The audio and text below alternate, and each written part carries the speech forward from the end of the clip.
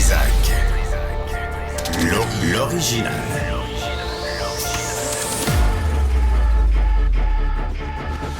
Du Trisac. Votre plaisir coupable.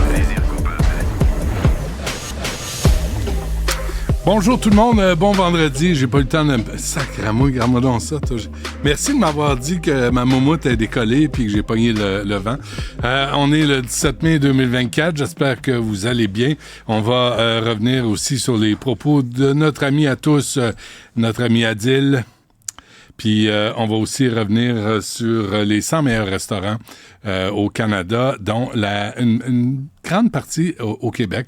C'est comme si on savait comment faire dans une cuisine ici, nous, au Québec. Mais tout d'abord, un jugement que l'on qualifie historique, qui condamne non seulement le propriétaire des chiens, M. Barnes, qui a attaqué sauvagement Dominique Allain, mais aussi la ville de Potton qui aurait dû agir avant le drame parce qu'il y a des gens impliqués dans la ville qui avaient été menacés par les mêmes maudits chiens, les mêmes picouilles.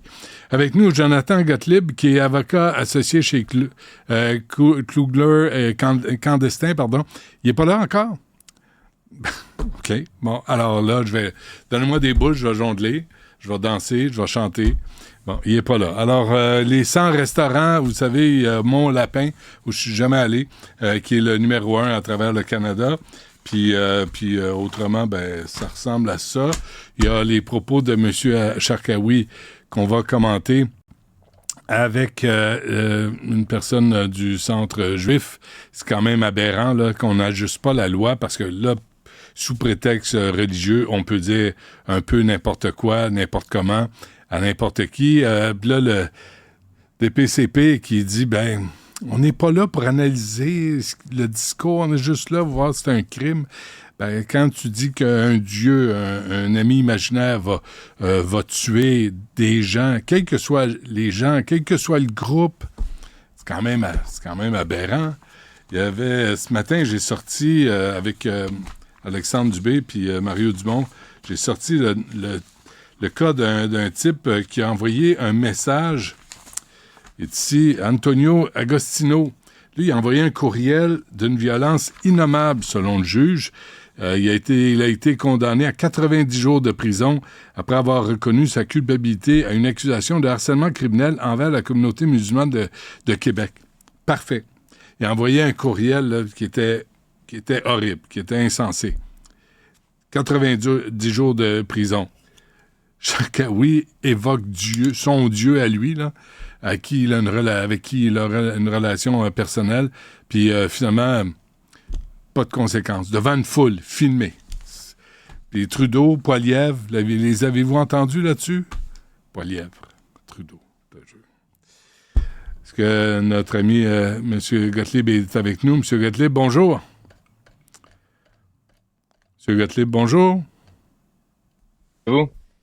Oui, bonjour. Vous êtes là? Oui, est-ce que vous m'entendez? Oui, parfait. Merci d'être là. On va faire l'entrevue, finalement. Merci. On va y aller. Donc, raconte d'abord, comment va Dominique Allain?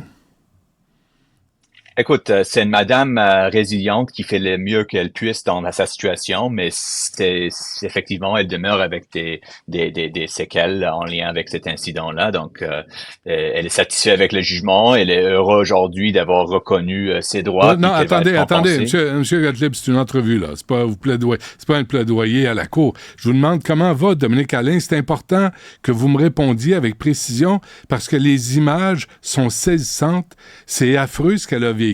Puis je pense qu'une fois vous m'aurez expliqué ça, donner la vraie image de l'état de santé de Dominique Allain, on va mieux comprendre la justification de cette verdict, de cette décision qui est vraiment justifiée. C'est pour ça que je vous interromps, parce que moi, je pense que c'est important de rappeler aux gens, tu sais, séquelles, ça évoque des choses, mais elle a été attaquée par des chiens qui lui ont arraché des muscles.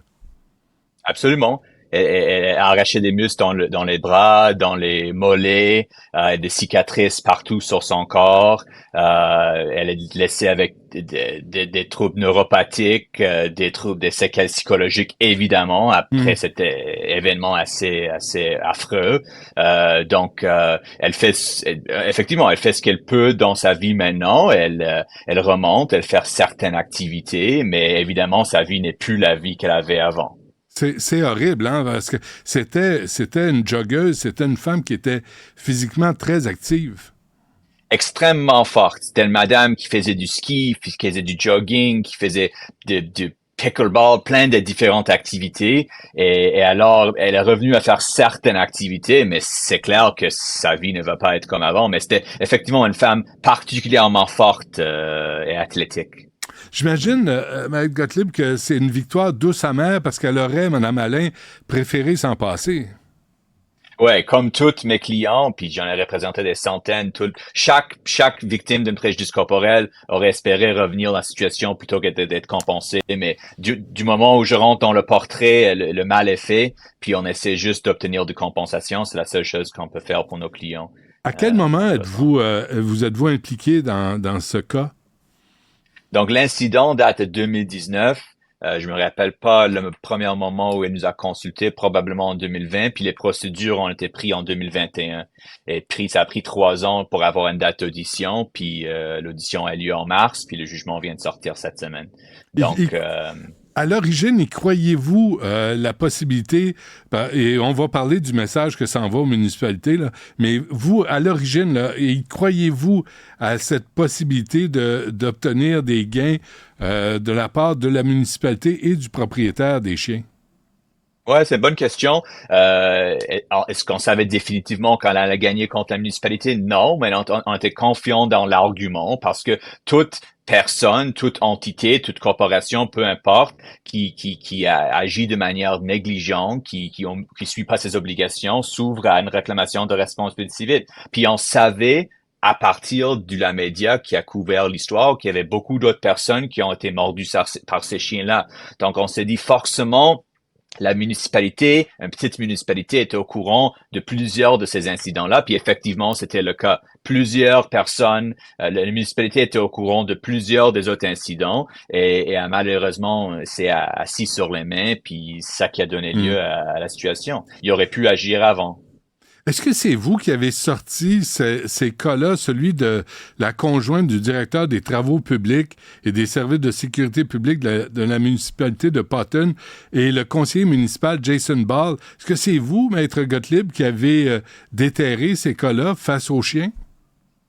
Oui, dans le fond, ces informations se sont sorties dans les médias et parce qu'il y avait une enquête criminelle sur le propriétaire des chiens. Donc ça nous a allumé sur ces faits-là. Puis ensuite, on a envoyé des subpoenas à ces personnes-là pour venir au procès. Puis il n'y avait pas de choix que de venir. Puis c'est en contre-interrogatoire qu'on a fait sortir tous ces éléments-là.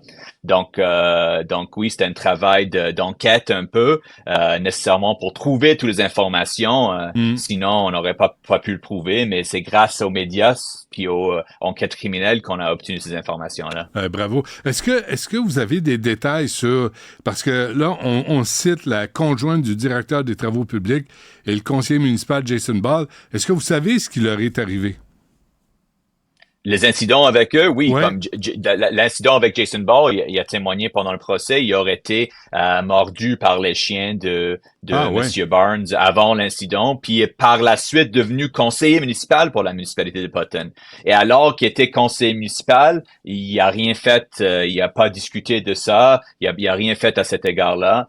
Et malheureusement, s'il aurait fait quelque chose, comme si les autres employés de la municipalité auraient fait quelque chose, on aurait pu prévenir ce malheureux incident. Avez-vous l'impression que là, ça va être de la jurisprudence pour toutes les municipalités qui ferment les yeux sur les chiens dangereux?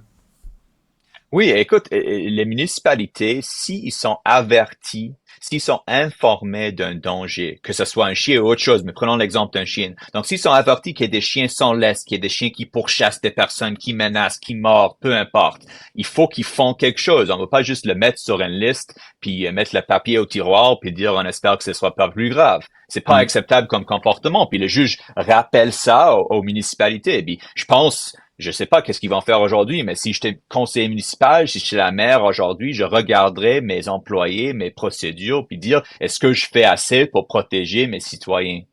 Il y a eu des cas à Brossard, à Montréal. Il y a eu des cas de gens la petite Vanessa à Brossard qui a été mordue au visage par 2 pitbulls. Ici, à Montréal, Mme Vadnet qui est décédée. Avez-vous l'impression, encore une fois, que ça va forcer les politiciens à prendre position sur les chiens dangereux de façon plus solide que jusqu'à maintenant? On l'a perdu. Bon. OK. Donc, écoutez, c'était l'avocat de Dominique Allain, Jonathan Gottlieb, qui a fait du bon travail. Et finalement, Mme Allain aura une compensation. Est-ce qu'il est de retour? Oui, je suis de retour, excuse-moi. OK, merci. On va juste conclure. Merci, M. Gottlieb. Alors, cette compensation, c'est de combien exactement? Donc, il y a plusieurs chiffres. Je vais prendre mon jugement, mais s'il y a 250 000 pour Mme Allain pour son non pécuniaire, il y a à peu près 210 000 pour ses pertes de revenus passés et futurs et 75 000 pour son conjoint, plus les intérêts accumulés depuis 2021. Donc, c'est en haut de 600 000 en tout. Une question niaiseuse. Est-ce que c'est imposable? Non, généralement, je suis pas fiscaliste, mais généralement, les jugements en préjudice corporel sont pas imposables. Parce que si on regarde ça là, sur une échelle de 5 ans, la perte de la qualité de vie, la perte de revenus d'activité, ça fait quoi, 100 000 par année? Avez-vous l'impression que c'est énorme et c'est un gain, c'est une victoire et bravo? Avez-vous l'impression que c'est vraiment assez? Ouais, c'est pas sûr. C'est pas 100 000 par année, c'est pas comme ça que ça marche. Il y a un montant pour compenser sa souffrance. Puis en jurisprudence en Québec, au Canada, il y a un plafond, donc c'est à peu près maintenant 450 000 pour la plus grave des cas, pour le quadraplégique. Donc tout est en fonction de ça. Puis ensuite le revenu, c'était en fonction de ses revenus au moment du blessure, puis ses revenus futurs. Donc c'est calculé sur cette base. Mais essentiellement, on a obtenu quasi totalité qu'est-ce qui était demandé dans la procédure. Ouais. Et dernière affaire, Mme Allain était compensée par l'IVAC? Oui, elle a été compensée des montants par IVAC, puis ces montants-là, on les réclame pas du défendeur. Donc, on a réduit notre réclamation par les montants compensés par IVAC, et c'est pour ça que la réclamation à la base est plus élevée parce que on l'a réduit par les montants qu'elle a reçus. Donc, c'est pas une double indemnisation. OK. Mais l'argent qu'elle reçoit, là, c'est pour compenser jusqu'à maintenant. Mais là, ce que je comprends, c'est que l'IVAC va cesser son aide financière à Mme Allain en octobre 2024. Et Mme Allain... Il y a une modification législative à l'effet qu'IVAC, il y a une limite sur le nombre d'années que quelqu'un puisse être compensé par IVAC. Donc, notre recours réclame tous les montants qui ne sont pas couverts par IVAC. Mais là où je veux aller, c'est que dans 5 ans, dans 10 ans, Mme Allain n'aura plus de revenus. C'est sûr, et c'est ça. Et le juge, ce qui était particulier dans ce cause-là, c'est que beaucoup de causes présument que l'âge de retraite de quelqu'un, c'est 65 ans, alors que ce jugement donne jusqu'à 70 ans selon un témoignage de Mme Allain au procès. Et donc, elle est compensée, selon nos calculs, jusqu'à 70 ans. Bon, en tout cas, merci d'avoir pris le temps de nous parler, Jonathan Gottlieb. Saluez Mme Allain de ma part, là, avec beaucoup d'affection et de résilience, là, beaucoup de courage pour cette femme-là. Ouais, c'est madame résiliente puis très forte, puis je suis très fier qu'elle nous a fait confiance dans ce dossier-là. Beau travail. Merci beaucoup. Merci beaucoup. Merci. Au revoir.